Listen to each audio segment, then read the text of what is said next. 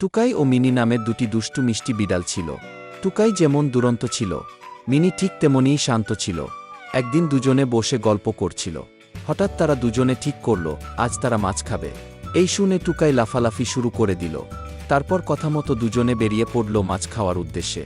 রাস্তায় যেতে গিয়ে হঠাৎ টুকাই মাছের গন্ধ পায়। সে দেখে একটি ডাস্টবিনের মধ্যে মাছ পড়ে আছে। কিছু বুঝবার আগেই টুকাই ঝাঁপ দেয় ডাস্টবিনের মধ্যে। টুকাই ডাস্টবিনে ঝাঁপ দেওয়ার সাথে সাথেই ডাস্টবিনের ঢাকনা বন্ধ হয়ে যায়। ডাস্টবিনের ভেতর আটকে গিয়ে টুকাই সাহায্যের জন্য চিৎকার করতে থাকে এবং কাঁদতে থাকে। বাইরে দাঁড়িয়ে মিনি ছটপট করতে থাকে, কি করবে বুঝতে পারে না। তারপর মিনি এদিক ওদিক তাকাতেই হঠাৎই একটি লাঠি খুঁজে পায়। সেই লাঠি দিয়ে মিনি ডাস্টবিনের ঢাকনা খোলার চেষ্টা করলে সুযোগ বুঝে টুকাই তৎক্ষণাৎ বাইরে বেরিয়ে আসে এবং মিনিকে জড়িয়ে ধরে।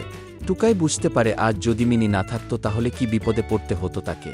এরপর টুকাই ডাস্টবিনের ঢাকনা খুলে ধরে আর মিনি ভিতর থেকে মাছটি বের করে নেয়। মাছটি পেয়ে তারা খুবই খুশি হয়। এরপর টুকাই ও মিনি একটি পুকুরের পাশে গিয়ে দুজনে মিলে মজা করে মাছ খেতে থাকে।